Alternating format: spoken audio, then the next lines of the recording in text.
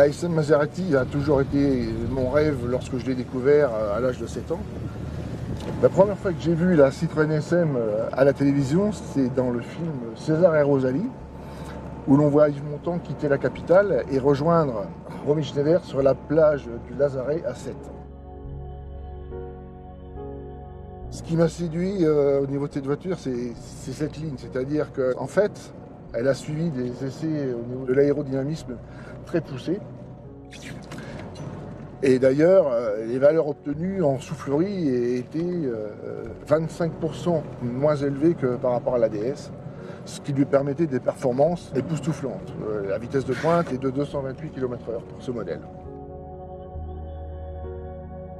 La SM a été produite d'octobre 70 jusqu'en juillet 75.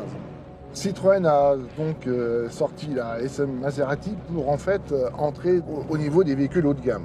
Facel Vega venait de disparaître.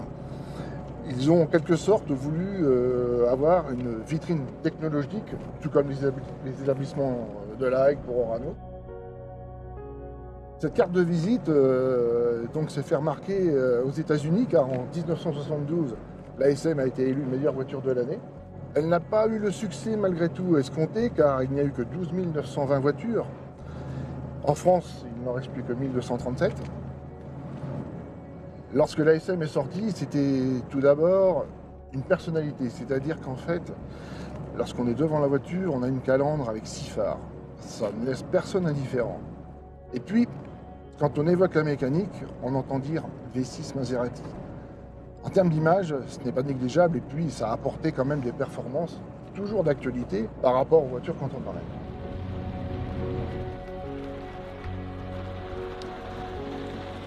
Donc je travaille aux établissements Orano La Hague. Ça me donne l'impression, comme ce que je suis en train de faire, je pilote une voiture, je pilote une usine. Ce qui me tient à cœur, c'est d'aider les nouveaux arrivants dans leur formation, de les accompagner, tout comme j'ai pu aider mes enfants quelque part.